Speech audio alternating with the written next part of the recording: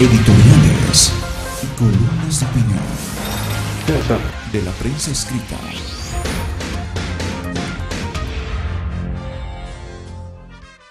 A ver, David, buen día. Buen día, Alfredo, buen día, amigo televidente. Ya estamos junto a usted, por supuesto, con este espacio que usted lo requiere. La recomendación siempre es, trate de leer los editoriales, las columnas de opinión de los periódicos que pueda. No deja de ser muy importante, orientador, ilustrativo. Con algunos no estará de acuerdo, con otros sí, pero es importante que usted los repase. Comenzamos ahora con página 7. El título de su editorial, Caso Rosa, crece la versión del montaje, dice. Bueno, ¿cómo es eso? ¿A qué se refiere? Aunque ya lo sabemos nosotros.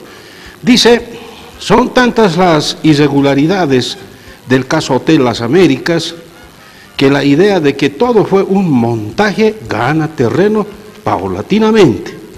Son varios los elementos que hacen ver la brillante tramoya ideada por las autoridades hace 10 años, que logró descabezar a la oposición cruceña durante años.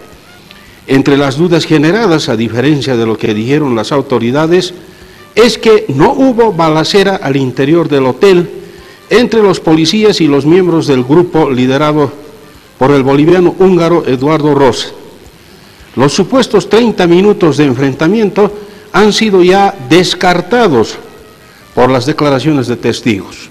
El otro asunto que desmiente esa posibilidad es que no se observaron en las paredes de las habitaciones impactos de bala que hubieran demostrado ese supuesto intercambio de fuego.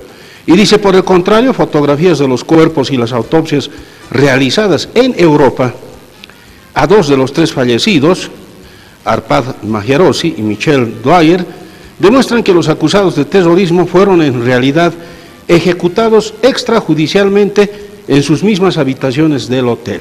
Bueno, el editorial ya lo sabe, es largo, pero es contundente, lo dice página 7 hoy.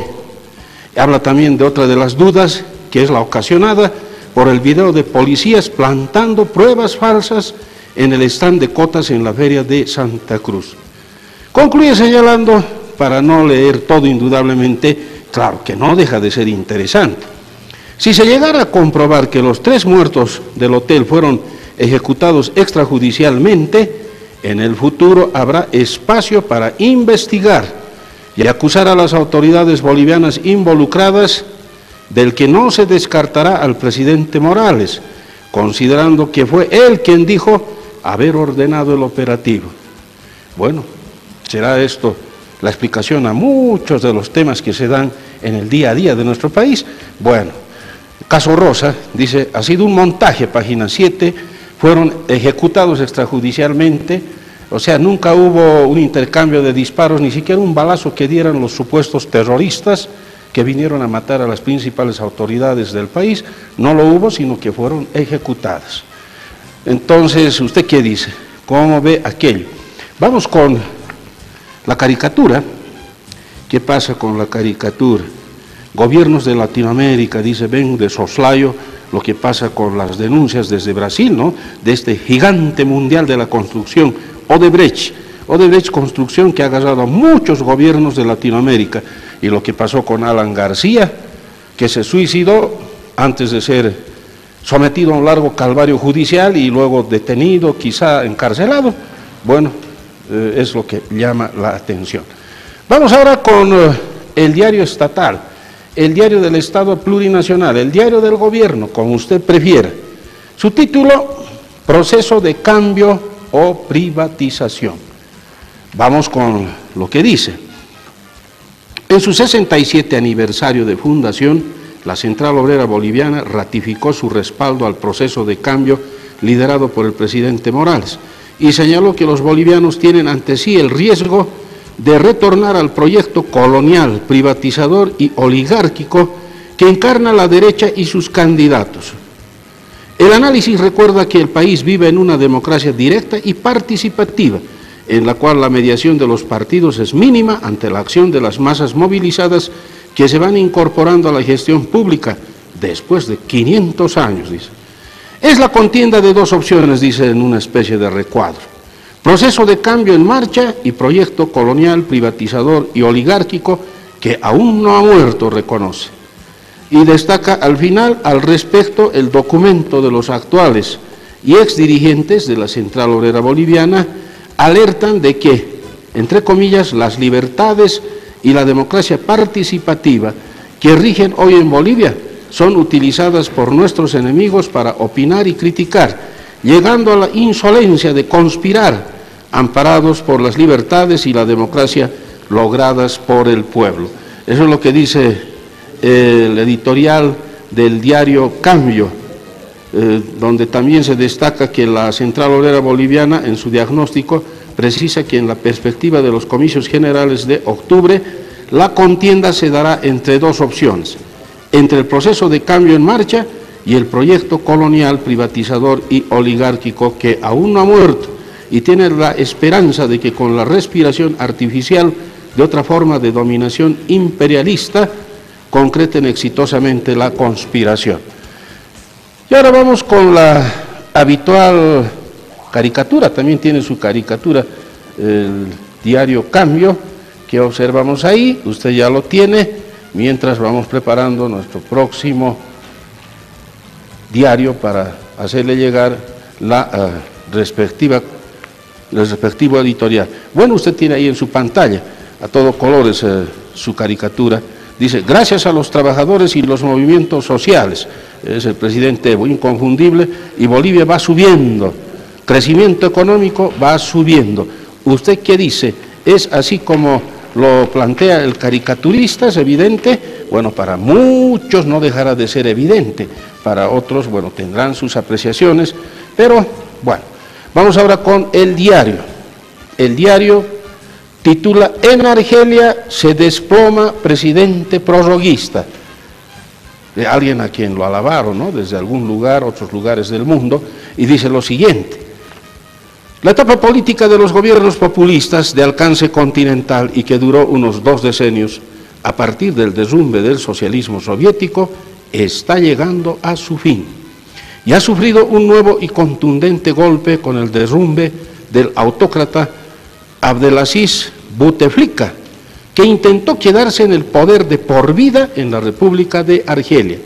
Ese gobernante se mantuvo en el poder durante 20 años e intentó quedarse en él hasta el fin de sus días, primero por vía electoral y finalmente por la fuerza de sus fuerzas pretorianas, aunque la voluntad popular y el error político determinaron su derrocamiento. Y destaca que para mantenerse en el poder ese gobernante empezó a derrochar los caudales que Argelia había acumulado difícilmente. Se dedicó a gastar a manos llenas en obras faraónicas, distribuir subvenciones, dar paso libre a la corrupción y, entre otros, aplicar el bonapartismo movilizando al lumpen y al mismo tiempo crear el caos como forma de asegurar el goce del poder. No dejó de imponer discursos falsos para no salir del gobierno, dice. Y finalmente enfoca el diario. Pero ese populismo marchaba contra el reloj de la historia y hace poco el pueblo argelino volvió a levantarse para recuperar la democracia y rectificar el curso de la historia, desviado por la ideología populista. La insurrección obligó al presidente a dimitir, aunque quiso hacerlo a favor de sus seguidores, proyecto que fue rechazado por las masas que, en cambio, demandaron no solo el cambio de gobierno, sino también cambio de régimen, convocatoria a una constituyente, elecciones libres, etcétera, etcétera, suceso que está por llegar a su fin, dice. Bueno, un estado de Argelia, ¿a quiénes se parece en el mundo? Bueno, habrá que ver. Usted también tiene su propio criterio. La caricatura del diario, la habitual, afiches de Luzbel. ¿Qué se ve ahí? Dice un juez con un policía, sí, claro. En un concurso de corruptos, le dice el juez, el magistrado, ustedes ganarían el primer premio, le dice al policía. Y el policía les responde, y ustedes empatarían justamente por corruptos. Bueno, empatan los dos, bueno, no lo sé, caramba, no deja de ser interesante estas apreciaciones, amiga, amigo televidente. Vamos con lo que señala el Alteño. Fatal decisión de un expresidente, comenta lo que hizo Alan García. El 17 de abril del 2019 ingresará en la historia de la República del Perú como una de las jornadas más trágicas de su historia. El hecho que el 2 veces expresidente del Perú, Alan García, haya decidido quitarse la vida con un disparo de arma de fuego, no es suceso que ocurre por destino del azar, ya que hay otros elementos que ahora serán motivo de análisis e investigación. Hasta donde se conoce, el exmandatario supuestamente decidió quitarse la vida para evitar su detención por parte de agentes de la Policía Judicial que investigan el escándalo del denominado caso Odebrecht. Y destaca por qué el mandatario tomó la fatal decisión de quitarse la vida. ¿Realmente García estaba involucrado en el caso Odebrecht? ¿Qué es lo que el mandatario ocultaba o tenía bajo las mangas? Son preguntas que al momento no tienen respuestas. El otro escenario de análisis se ventilará en el área de criminalística, ya que el expresidente, después del disparo de arma de fuego que le ocasionó un orificio de entrada y salida en la caja craneana, aún tenía signos vitales. ¿Cómo sucedió esto si el impacto fue en la cabeza? Bueno, no deja de ser interesante, ¿no? No es tan local ahora el Alteño con su editorial y trasciende más bien al campo internacional y no deja de ser interesante, por supuesto, porque esos nuevos detalles quizá usted no los conocía. ¿Cómo es que disparándose en el cráneo seguía viviendo? Bueno, no será como el caso del juez Nisman en la Argentina, se suicidó, decían, pero al final había sido asesinado. Bueno, usted también tiene la palabra y está informado, por supuesto, al respecto. Nosotros simplemente le hacemos recuerdo. Jornada, biocombustibles, decisión fatal, dice en su título de su editorial de hoy. Y destaca lo siguiente, presta atención. Un elefante blanco es la instalación de un bien inmueble que tiene un impacto negativo en la comunidad, ya que queda abandonada.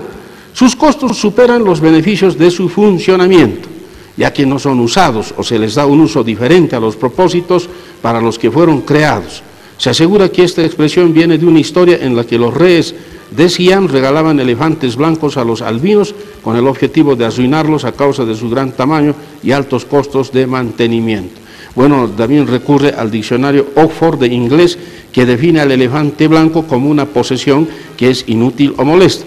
En nuestro país, dicen varias oportunidades, se han desarrollado proyectos sin haberse efectuado los estudios necesarios que justifiquen la viabilidad económica y su producción sustentable, creándose entonces estos, entre comillas, elefantes blancos. Por ello habla ahora de los biocombustibles y dice, el futuro del superetanol presuntamente es incierto, sería un elefante blanco, así lo da a entender este diario, lo que obliga a preguntar si se han efectuado los estudios de factibilidad necesarios considerando la real utilidad de los biocombustibles y de la conveniencia de su introducción al mercado nacional. En otros países, destaca, el alcohol anhidro solamente sirve de mezcla para disminuir de alguna manera el uso de la gasolina tradicional. Y entonces, ¿no será un elefante blanco esto del etanol? Bueno, y así es lo que se deja entender sin leer este largo editorial de este diario. Biocombustibles, entonces, por ello, reitero el título, decisión fatal, dice. ¿Usted qué dice? ¿Será así? ¿No sirve? ¿Es un elefante blanco de los muchos que hay? Como un elefante blanco en el Ecuador que ya no sirve de nada y que lo están reclamando para una universidad indígena porque ya no sirve para UNASUR. Entonces el presidente dice, devuélvanme, yo necesito para una universidad para los indígenas. Y otros tantos elefantes blancos también en gobiernos anteriores, se habla también de que actualmente habría elefantes blancos. En fin, esto de los elefantes blancos es el punto final para editoriales y columnas de opinión. Será hasta nuestro próximo encuentro. Días de reflexión, tiempo de meditación, hágalo, le hace falta, es necesario. Permiso. Editoriales y columnas de opinión de la prensa escrita